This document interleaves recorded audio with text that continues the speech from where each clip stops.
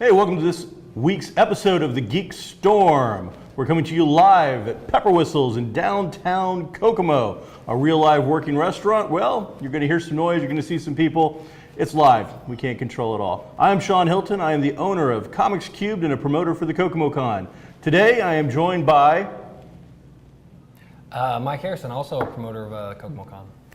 Instead of the lovely and beautiful April Thatcher. I'm normally not made to introduce myself, but go ahead. Seeing the ratings just crash around me right now as she is not here and he is. So today we're going to talk about zombies, dead actors who aren't quite zombies, and whatever else comes our way. Right.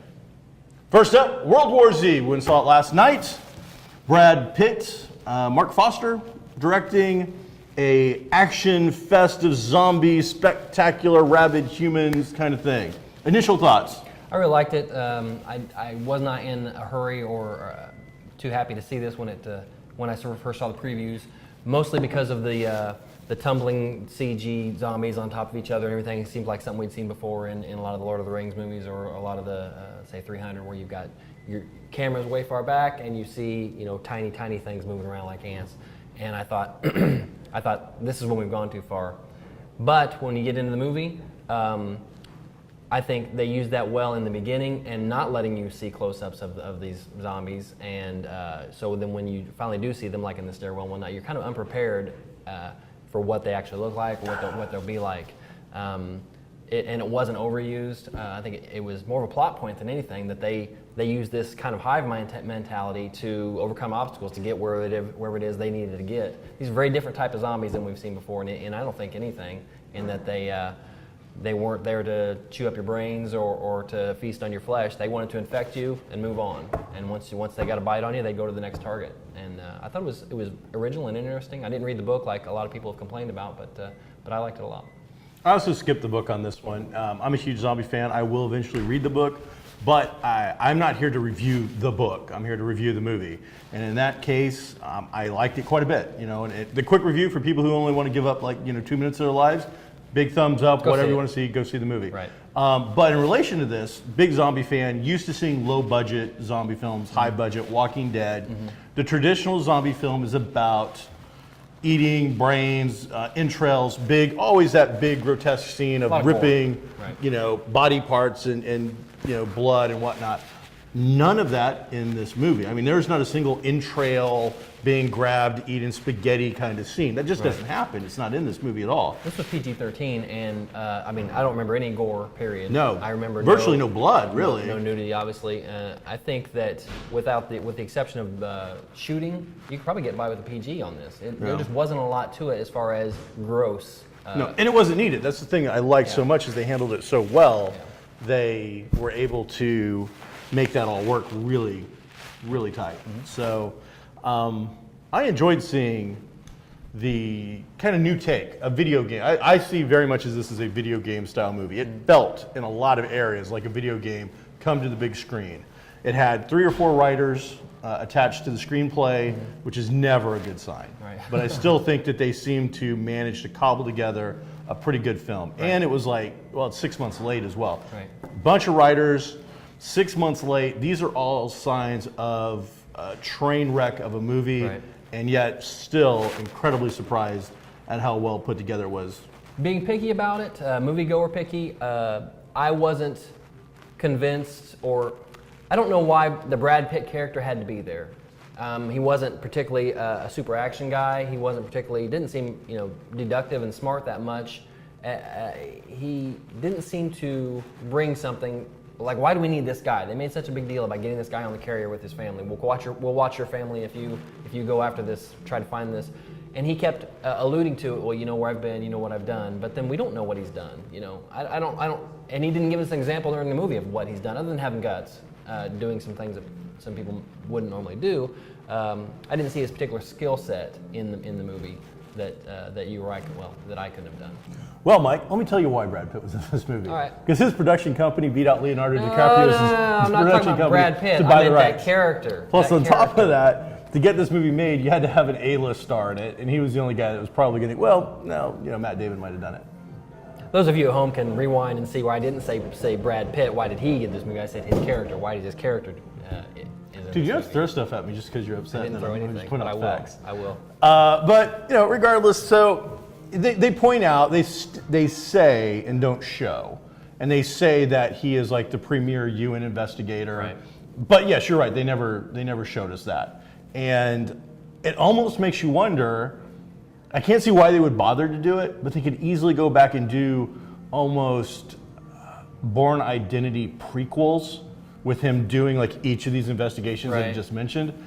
You wouldn't call it World War Z. It could be an expansion of that character. Again, I don't know why you would do it, but it's almost like they alluded to it so much that I could see them maybe doing video game or books or something. There's definitely a franchise option here to go back in the past before the zombies.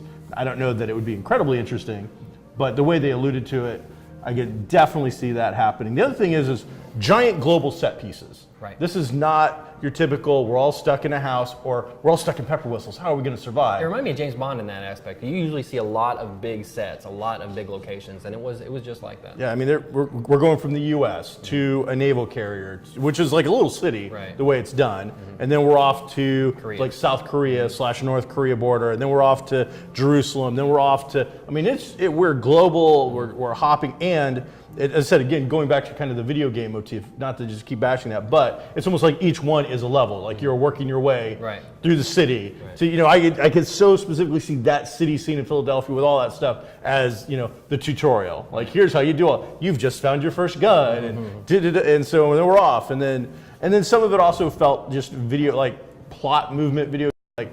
There's a scene in a plane, and it's very if you've seen it in the trailers, we're not giving anything away, but here obviously he's like, what's going on? He goes back, oh, holy cow, the infestation's on the plane. Well, how they introduce the infestation on the plane is so out of either a bad movie or a video game plot element. It was very much Black Cat jumping out of a closet. Yeah. It was just like, where the hell did that come from? It was plot point, no question. So I would have been more, I would have bought into it more if the girl that he brought along with him, if she had turned. Yeah, slowly, but I thought that's what was going to happen. That's what I did too. He was going to walk away and she was slowly turning. And that was a great relationship. In the last two movies we've done, Superman, there's been relationships with sub-characters.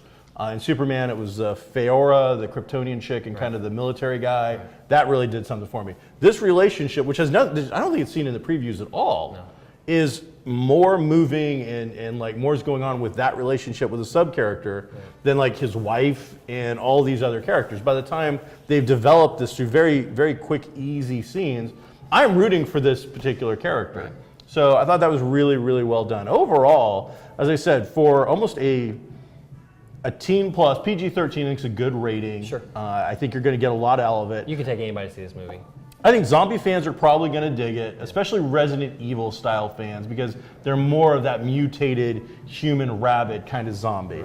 Your action fans, I think, are going to get something out of it. I think suspense fans are going to get something out. There's even drama with the whole. There's everything. It really is. It's a well packaged, well put together movie. For such a negative attitude, and some of the other reviews I've seen saying it's unsatisfactory, I'm starting to think people are a little out of touch with what the public wants. Well, here's what you have to remember about reviewers, and I know that you know this. Some reviewers will go to an extreme one way or the other, whether they believe it or not, just to get their name in print. If everybody's saying this is great and they say it's crappy, then they're gonna be heard from and repeated somewhere. So I tend not to go with a lot of reviewers, and that's why I ended up seeing a lot of movies, I guess. But this was a good movie, and for me, it fell somewhere in between, like the Contagion, the Matt Damon movie, which is all science, viral investigation, and then say Walking Dead. It was right in the middle of those. You didn't have the gore, but you had the implied. Yeah. And besides the fact that there wasn't the gore,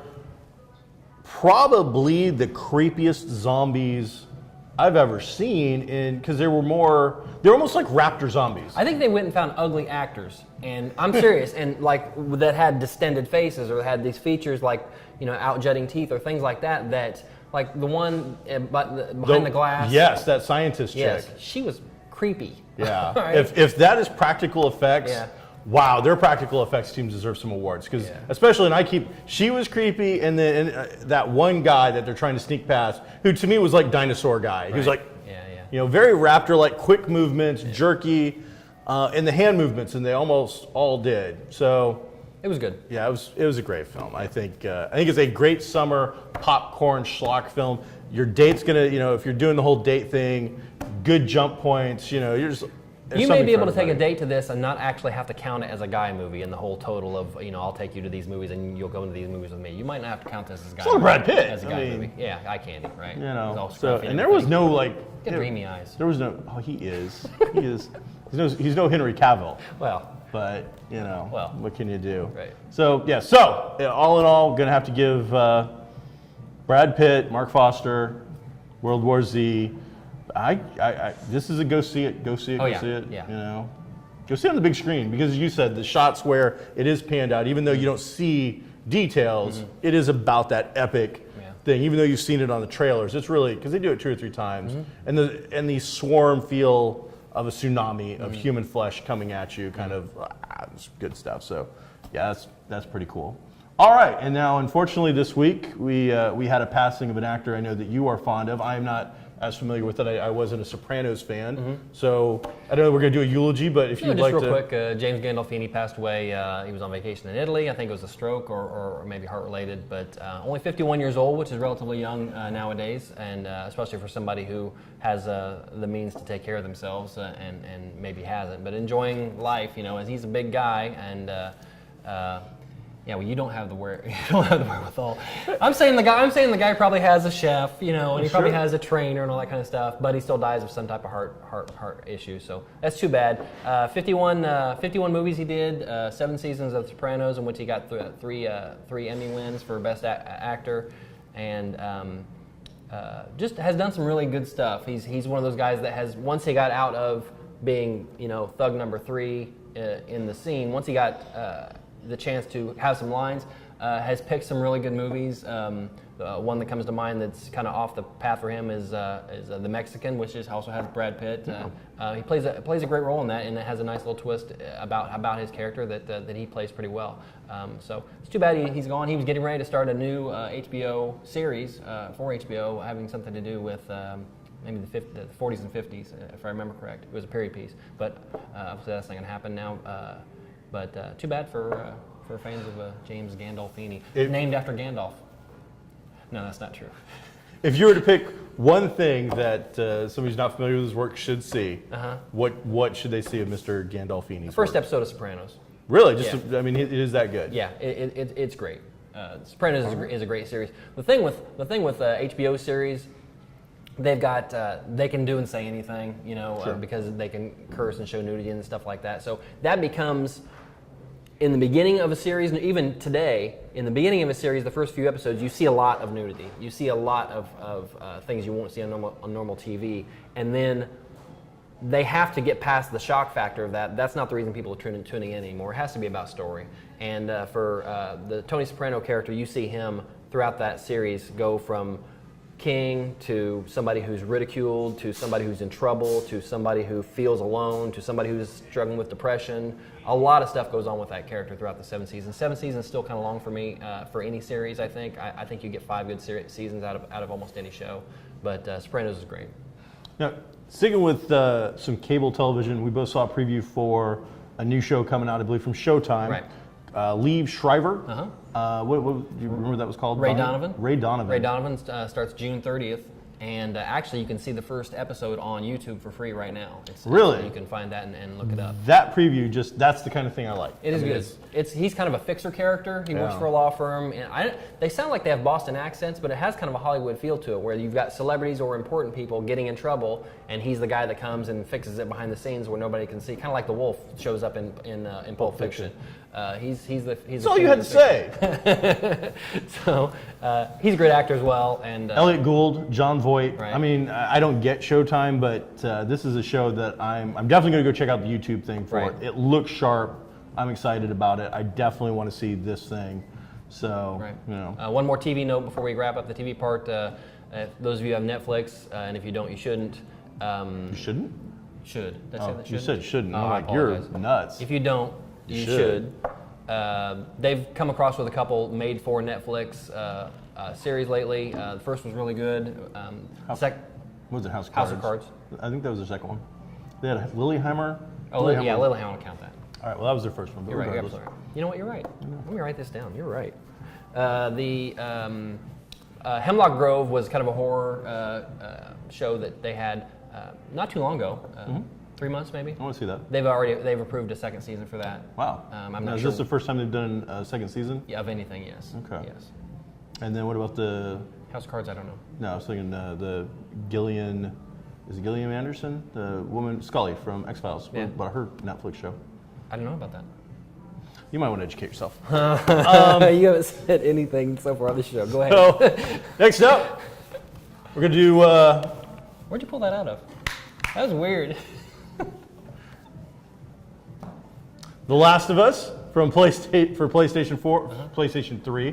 Talk about the PlayStation 4 here in a minute. Sure. Naughty Dog. You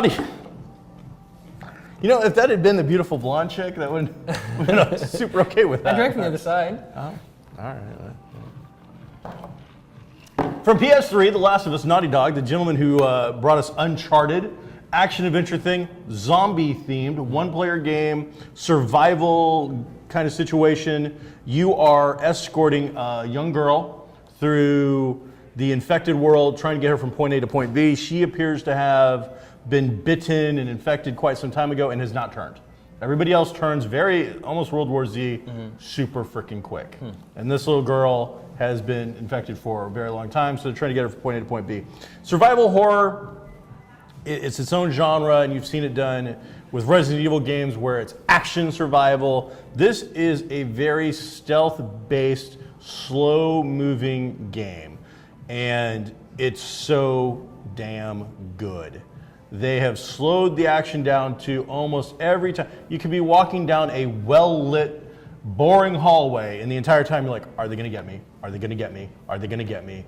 Oh, sweet Lord, they are going to get me. So, limited resources in a hard game. I started off playing it on the hard level. I'm not a really good video game guy, but I played the Uncharted on the hard level, beat them.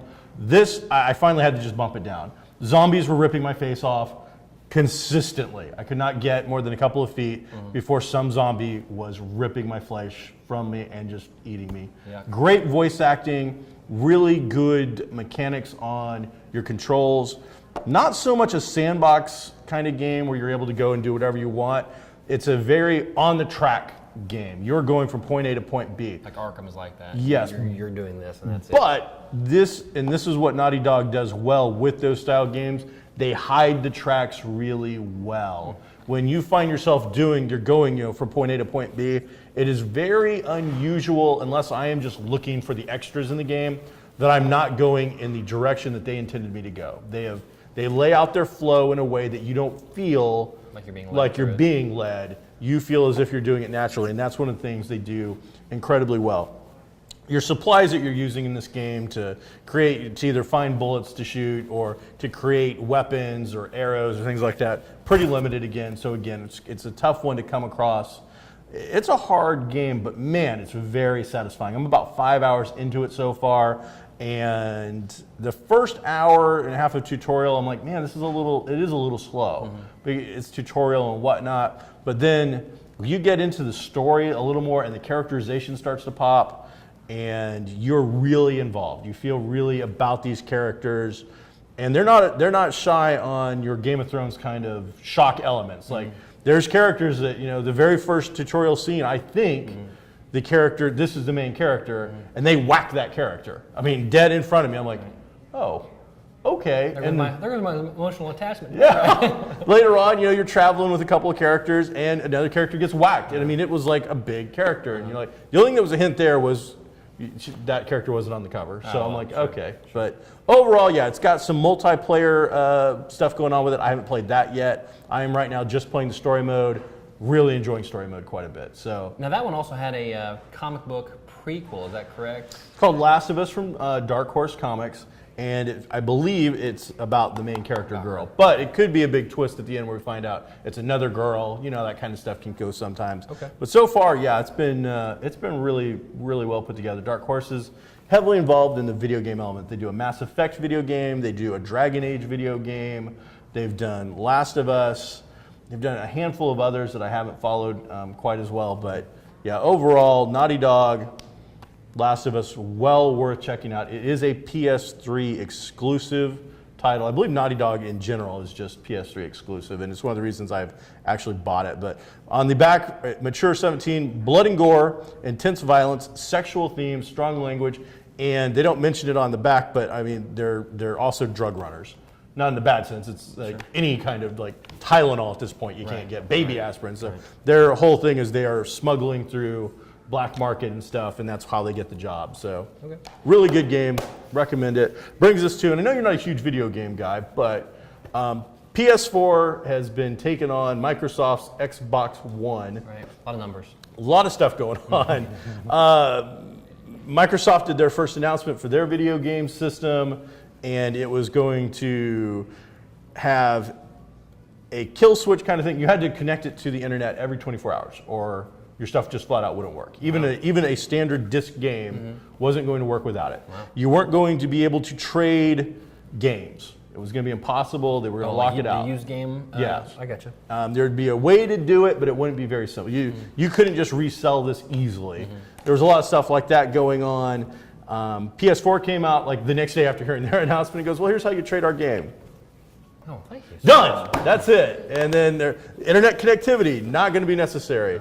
The Xbox had to be connected. They have like their motion sensor thing called Kinect. It's basically a camera that helps you. You can play games like tennis and make the motions, and it follows you. That was going to have to be connected and on at all times. Wow. So yeah, Big Brother. Big Brother, that's a Matt Damon movie right there waiting to happen. So PS4 is like, no, we're not going to do that either. And so just recently, I think as of yesterday, Microsoft came out and said, you know what, we did some thinking. It turns out right now we're behind PS4 in sales. We think that everything we said was a great idea, but you're not giving us all your money yet. So we're going to change everything we said. You're not going to have to connect to the internet every 24 hours. We're going to change. You're going to be able to trade the games just like always. And so backpedaled, and now they're like, just starting to zoom up. But it's also a $100 difference. PS4 is going to be $100. Xbox One's going to be I think $399 for PS4, $499 for Xbox. So it's a $100 difference to begin with. To use the Xbox online activity stuff, you have to pay a small fee. Which one's coming out first? Do you know? I believe they're both going to come out pretty close together. I'm thinking October, November, until we hear about delays. But supposedly, we're talking fourth quarter this season before Christmas. Wow. So you should expect to see Best Buy in the technological market get a huge, crazy fourth quarter buzz. Christmas this year, I expect to see some new records set. I actually went through and put my money down for a PS4 for the first time ever for a first early adopter kind of thing. Here's my money. I want this system. I remember when the 360 came out, there were people getting them early and then selling them on eBay for $1,500, $2,000. Oh, I'll do that too. And getting it. I will try to get that. Oh, yeah. Shit. Yes, I'm going to try to do it. Let's see. I can buy it now for $400, sell it to you for $1,000, and then 2 months get another one for the same price and pocket $500. Yeah, I'm that guy. Absolutely. I'll drive it to you. Thanks. Sure. What else you got? Some quick movie notes. Robert Downey Jr. has signed on for Avengers 2 and... wow, this has an aftertaste of arrogance and conceit.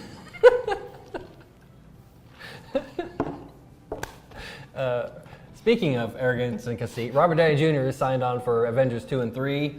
He has turned down Iron Man 4 or 5. Said he won't do those anymore. Now, that could change, obviously, but they didn't find a truck that could hold that much money. Right. But I'll be honest, I'm okay with that. We've had 3 Iron Man movies, plus the Avengers appearances. I'm okay with having Iron Man appear in something instead of another big epic, at least for a while anyway. I was going to say, that's exactly right. If we take, 6 years off from Iron Man, and we do Avengers 2, and then we do Avengers 3, and then all of a sudden, after Avengers 3, he gets paid $100 million himself for doing Iron Man 4. We've had 6 years. You know what? Absence makes the heart grow fonder. We are all going to go see that film if he does. They're going to throw money at him. He's in two of the 5 biggest movies of all time. Yeah. So they're going to throw money at him. But so they've got release dates for Avengers 2 and 3. It's 15 and 18, 2015, 2018 for those movies. And he'll make appearances in those. But that also is good for geeks in general too, because we don't have to have an Iron Man movie every. For those of you who aren't familiar, Marvel Phase 1, Marvel Phase 2, Marvel Phase 3, it's everything leading up to each Avengers movie is considered that phase. So if Marvel Phase 3 next time doesn't have an Iron Man movie, that leaves room for Another Doctor movie. Strange or Black Panther or some of these, maybe not secondary characters, but you're going to see more of the Marvel Cinematic Universe on the big screen. And I want to see a Doctor Strange movie. That just seems like a Man, done well, it would be so great. It would be easy so great. character to do, and it'd be a lot of fun. They've also announced, oddly enough, before Amazing Spider-Man 2 even comes out, they've announced release dates for 2, 3, and 4. Oh, Spider-Man. Yes. I did not know about that. Yes.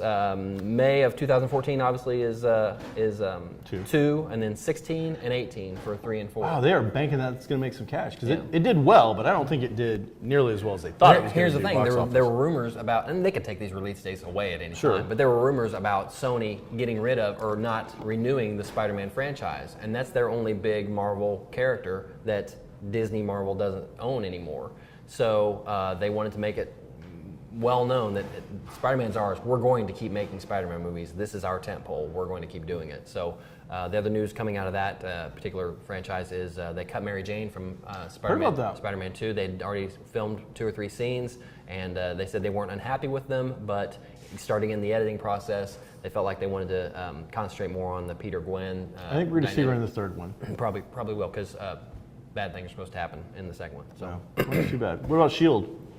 The Shield, not the old like Fox Shield, but the actual like Joss Whedon's Avengers, Nick Fury Shield. It's this fall. I mean, it's going to have Agent Coulson is the big name in it, and He died.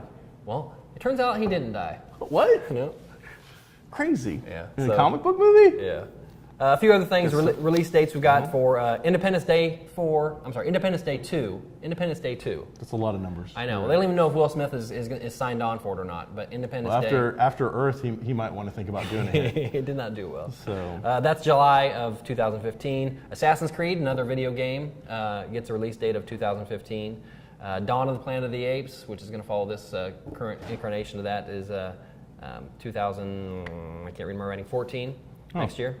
And then X-Men Days of Future Past is also 2014, May of 2014. So. And we got the Wolverine coming out this year. We got new Thor coming out this year. The trailer we saw last night for the Wolverine is the best one I've seen so far. Again, it's one of those things where, just like World War Z, I wasn't excited about it, and that excitement hasn't really changed much for the Wolverine. I'll see it. We'll see. Finally saw the Silver Samurai. We'll see how it goes. Right. I don't remember seeing him in the other previews. He looked pretty good. He looked juggernautish size, Right. like a little over exaggerated, but still better than just a guy in a silver suit. So that I get a kick out of hearing them call him the Wolverine. It's like the Batman. Yeah, you it's can only just- say the Batman. That's it. There's no other. There's It's no just kind of weird, the Superman or the Spider-Man. all right, well, I think that pretty much wraps up what we've got this week. What's coming out next week? I don't know. There's a movie. Probably. We'll watch it. All right, well, check us out on the GeekStorm next week. I may have Mike, I may have April, maybe somebody different. I don't know how it works. But either way, check us out on KGov. Coming live to you from Pepper Whistle. I am Shawn Hilton. I'm still Mike Harrison. I still own Comics Cubed, where I think you should come and give us some money because, well, I don't get paid for this, so I gotta, use it as advertising or something. So come see us, check it out, and then go play The Last of Us, go see World War Z, and then we'll see you next week when we review something else. Be groovy. Have a nice day.